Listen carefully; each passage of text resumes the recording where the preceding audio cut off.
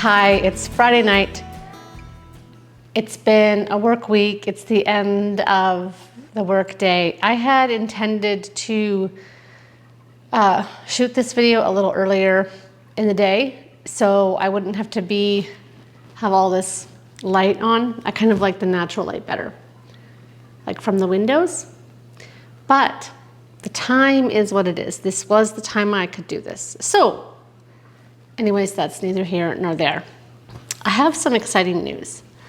And that's what this helmet that I carried into the frame was all about. Okay, so before we get to the helmet, my exciting news is that tomorrow morning, Damien, my husband, and I, and my dad, who is we're using his truck and he's pulling his trailer, we're going to pick up a side-by-side that we just purchased. For the uninitiated, a side-by-side, I should back up and say, I was uninitiated until just very recently. So when I say for the uninitiated, it's not like and if you don't know this, why don't you know this? Because, well, I didn't know this either. Okay, back to the story. A side-by-side is an off-road vehicle, also known as an all-terrain vehicle or an ATV.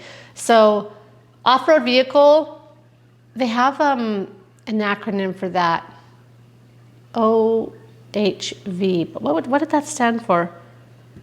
And it's called a side-by-side because there's two seats that are side-by-side. Instead of like a quad, which you straddle, right? You have between your legs and you'd have a person then on the back and one on the front. Side-by-side is like two people side-by-side. Yeah, I don't need to explain that further. There's going to be lots of footage and video and stuff in here to show you. And you probably already know this already. Anyways, tomorrow morning, we're going to the dealer to pick up our side-by-side. This is kind of like a new development for us. This is not something that's been in the works all winter. Although it has been in the back of our minds for a while to have an off-road vehicle.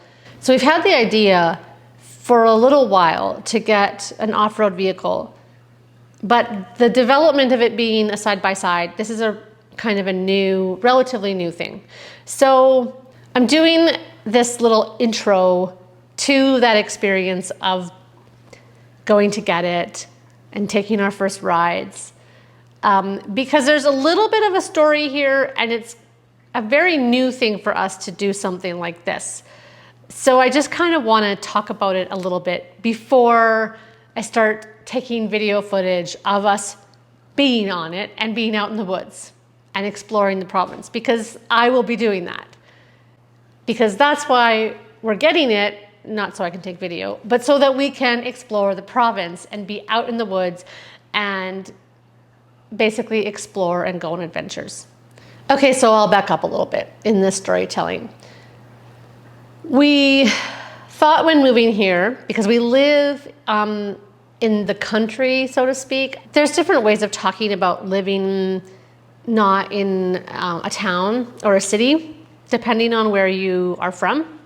So like where I grew up, we talked about living on acreages. They were called acreages. This was in Alberta, where I grew up. And like if you lived outside of the town on like a few acres or something to upwards of many acres, not farms, those were something else, but you lived on an acreage. Yeah, to describe where we live on a couple acres next to my parents who also have a couple acres. So together we have just under 5 acres, I think, somewhere between 4.5 to 5 acres.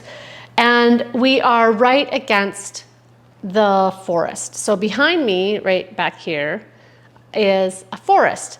And there are trails throughout that forest, ATV trails and old logging road or access roads to backwoods areas.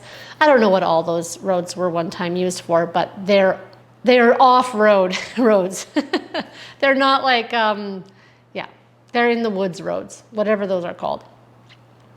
Anyways, we live next to a forest. And when we decided to move here, and we were talking about kind of different things about living here or what we envisioned about our life here. This would have been back when Damien and I were in Montreal, so over a year ago.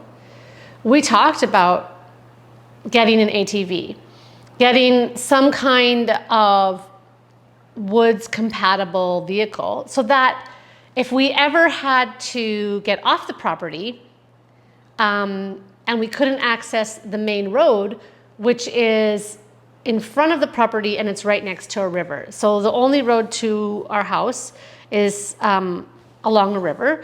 And we had talked about like what happens if that road floods, or, you think emergency preparedness or disaster preparedness or hurricane readiness, or there's different scenarios in which we're thinking, what if part of the road washed out just anywhere, not even in front of us, but just somewhere at one of our connector points to larger centers.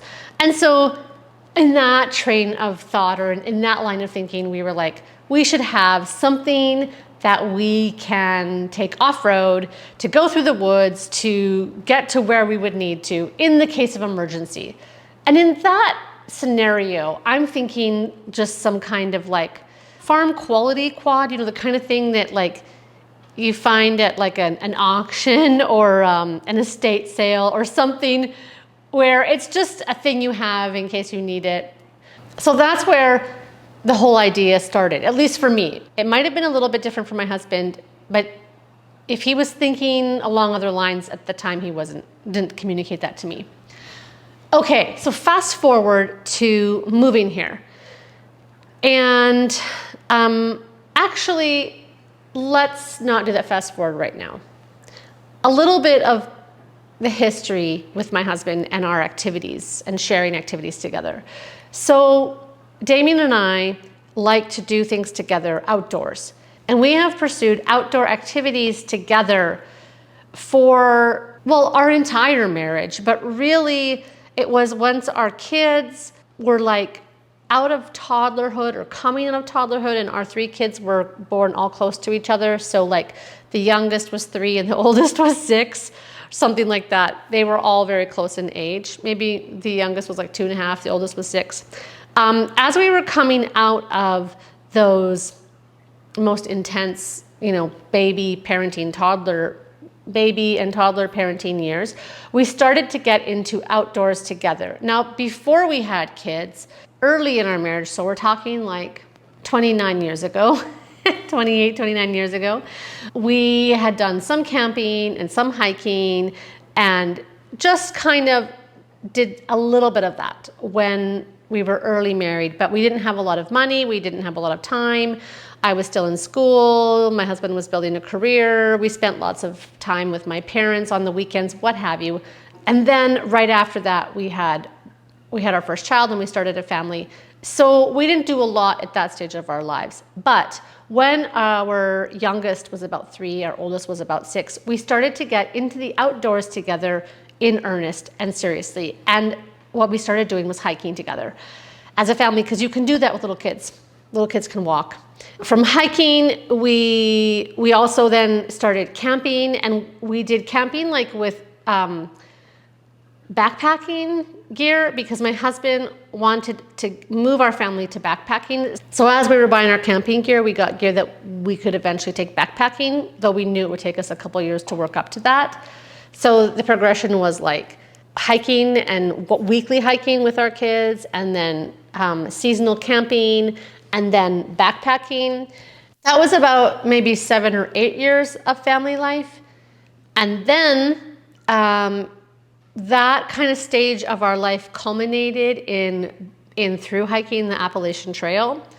And that's, if you're not familiar, is like carrying everything on your back, on a backpack, and walking the distance of Georgia to Maine in the United States, or Maine to Georgia, but we did Georgia to Maine. So that culminated the kind of family hiking and backpacking season of our life. And around that time, we also got into skiing. We started with backcountry friendly skiing. What I mean by that is we weren't going to like a resort and doing downhill skiing. So we kind of started with that because we really like backcountry adventures. We didn't want to be limited to having to go to a ski hill. Anyways, we started with the backcountry route with our kids, just in a hodgepodge of gear. Eventually, we got into what you'd call front country skiing, which is like what you think of when you think of downhill skiing, going to a resort or a ski hill, and you take the chairlifts up and you ski down. And during that time, we also did pursue backcountry. My husband and I did more of that. So that's where you are what's called skinning up. You're walking up the mountain and then you're skiing down. And you can do this either with snowboards or skis. I'm not going to get into all of that here. My main point here is that we've gone through different iterations of outdoor adventures as a family. And skiing was also one of those things. Skiing, snowboarding, both front country and back country. And the context where we were doing all this in was Eastern Canada and the Eastern United States. Most of the skiing, though, Eastern Canada, so Quebec specifically. Okay, so that was happening during our kids' like preteen and teenage years. And then once our kids were grown and like getting more independent and wanting to do, once they're starting to differentiate from family life, and we weren't rallying everybody up to do things together outdoors. Damien and I just did things on our own, but with less frequency than we were when we were doing it with the kids.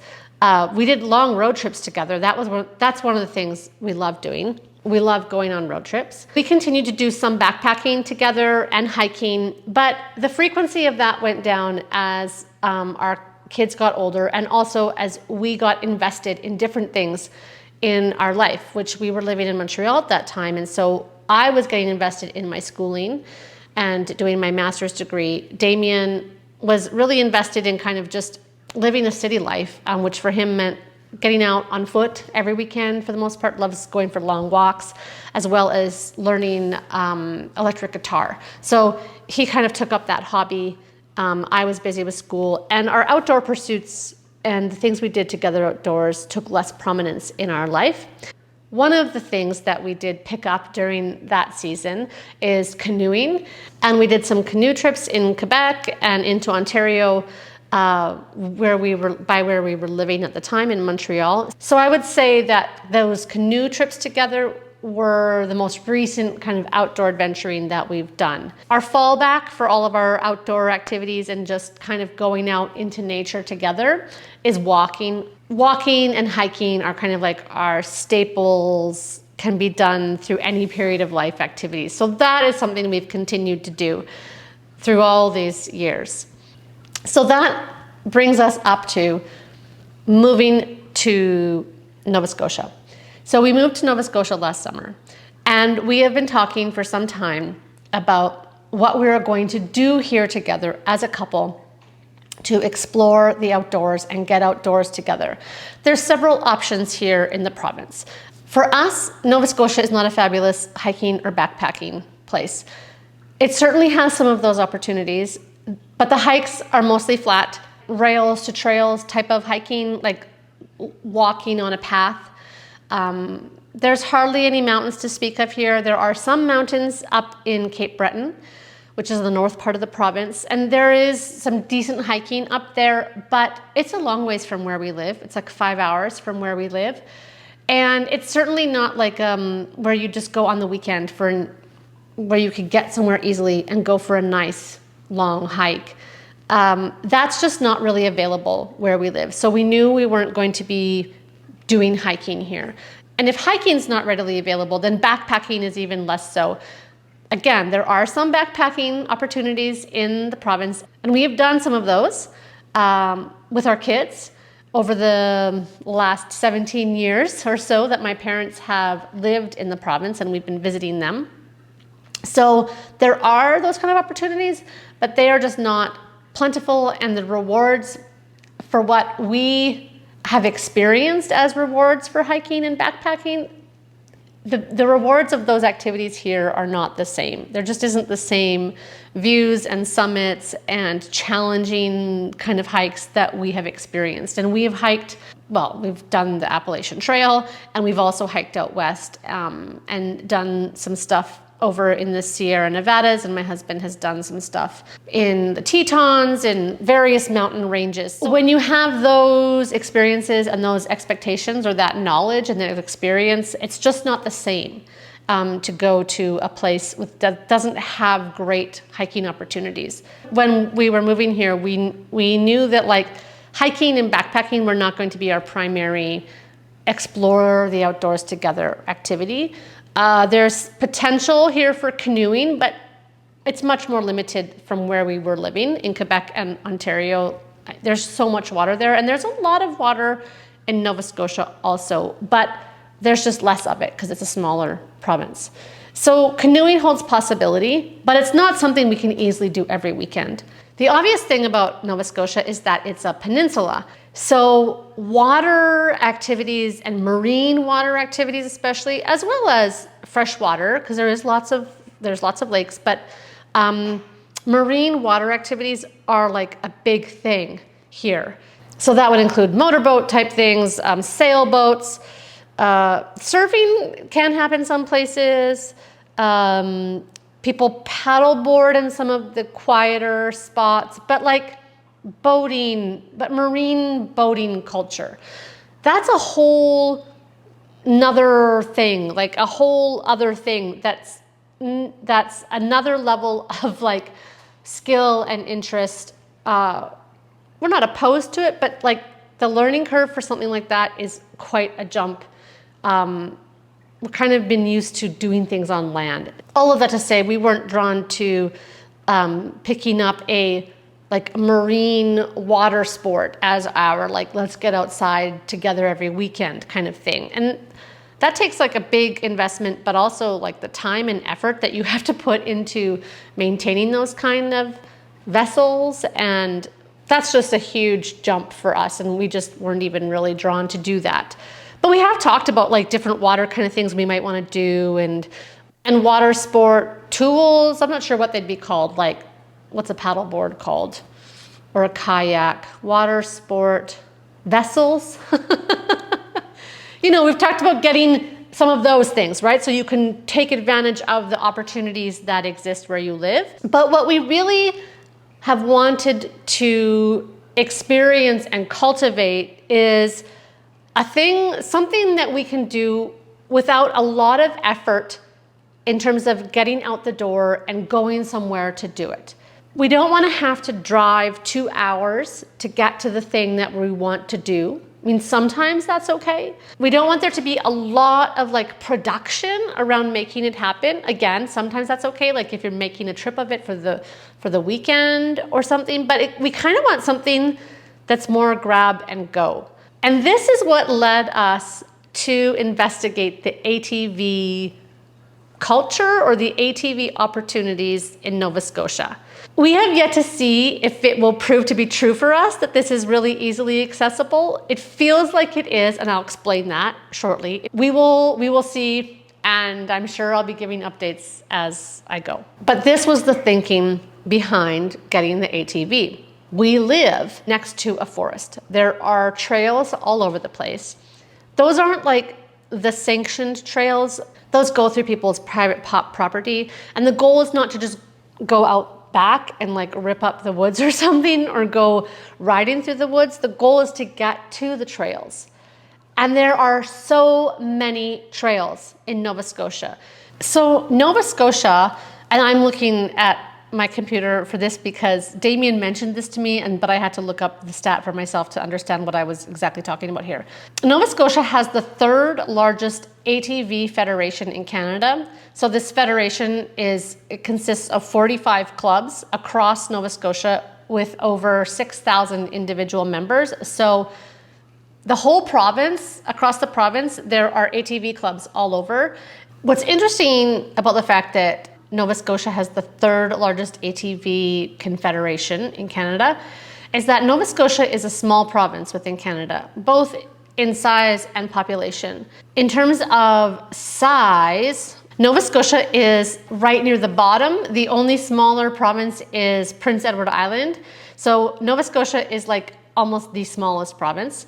We just moved from the largest province in Canada, which is Quebec. In terms of population, Nova Scotia is the 7th largest, which is kind of funny because there's only 13 total provinces and territories, and Nova Scotia basically is right in the middle in terms of the population. So Nova Scotia has a small landmass and it has a relatively small population, and yet it has the 3rd largest ATV federation in the country. ATVing is something that people do here, and there is this quite amazing network of trails, and admittedly I haven't been on them yet. We've done a lot of research and watched YouTube videos and investigated, and we can in theory get from our backyard to almost anywhere in the province. I mean, not really. We'd have some farther off places, we'd have to pull it with a trailer, but that's possible. We have the means to do that on the property. My dad has trailers that he uses for work, and we can use that to haul it if we need to. Anyways, hauling, it's a possibility, but just getting on it and going from where we live is also a possibility. And that's really what attracted us to the idea of doing this, is that it doesn't take a lot of effort to go do something if you can do it right from where you live. And once you get some certain systems in place. And one of our ideas for this is that we can do backcountry camping and access all kinds of places that you can't access from the main roads on ATV trails. As people who have done a lot of backcountry camping and hiking and backpacking and setting up camp in so many different places and also exploring places, we are very keen about the opportunities that ATVing presents here. So that's the rationale, that's the thinking behind this decision. But it's a different kind of adventuring and outdoor activity for us. We've been very focused in the past and invested in human-powered movement. I think it's because it was affordable for us and accessible to us as a family. It's much harder to do ATVing like with a family of 5, especially given that we lived in a city or we lived in places where you couldn't easily access these trails. The timing of this in our lives in terms of taking up a motorized outdoor activity, the timing is, I guess, related to a couple things. We live in a place where we can do this easily. Before this, we lived in a city. There's no way we would own something like this in a city. We really like doing the things that you can do from your door, where you live. Like, what can you do that's available to you? And ATVing is something that's available to us here. So there's the accessibility part that leads us to this now. It's more expensive than those other things that we did, but we did those during a time when we had less resources and we also had a family, and you just have to be more, you have to make decisions about like how you're gonna spend that money and what kind of activities you're going to do as a family that you can all do together. And that, for us, limited us, if you want to say that. It didn't feel that limiting. We had lots of amazing adventures, but that kept us doing things on foot. We also did skiing and road trips and lots of camping. So that was like what we were able to do with our family. But now we are in a different stage of life, and we live in a different place. We are in a different stage financially, and there's just the 2 of us. And when there's just 2 of you, you can get a side-by-side and everyone fits. So this is where we're at. We bought an ATV, we bought a side-by-side. We are going to pick it up tomorrow morning from the dealer, and sometime this weekend we want to get out and do our inaugural ride. And it has been raining for the last 3 days. At least 2 days, feels like maybe 3, at least 2. So I think it's gonna be really muddy. We are going to christen that vehicle the way an ATV should be christened. Getting dirty. So that's where we're at. We're getting a side-by-side. And in here is my helmet, which I've already picked up. I'm gonna put it on for you. I've never had a helmet like this before. I have had ski helmets, a ski helmet. I've only used the same one all the years I've been skiing. Look at this pretty helmet. Okay, I still have tags on it. There's all kinds of like, oh, I guess some of these are stickers. Okay, so cut off my tags. Now, I've already tried this helmet on, and I've worn it, so you tried it on at the store, and then I've worn it for a little bit at home to make sure it was the right fit, and that it was comfortable. And I just gotta take off all of the various like stickers that they put on to protect the plastic. Oh my gosh, look at this thing. Okay, I'm going to put my hair up, pulling it back. I'll have to figure out and get used to what to do with my hair. And glasses are a bit awkward in this, so take them off for now. Okay, here we go. Oh, it feels so weird on your ears. Okay. There we go. Now I gotta get these on. Oh, this is hard. I've done this like multiple times. The person that sold us the helmets at the store said it will get easier every time. And it already is getting easier. Okay, so this is my helmet. Look at this, eh? And then it has like, I'm not sure exactly the best way to pull this visor down, but I think there's maybe a better way. Oh, there we go. You just do this, you turn. Okay, visor down. Wow, this is hilarious. Like, I'm not sure if I'm cool or if I'm laughable. Maybe both. Okay, so there's that, and then there's this plastic one.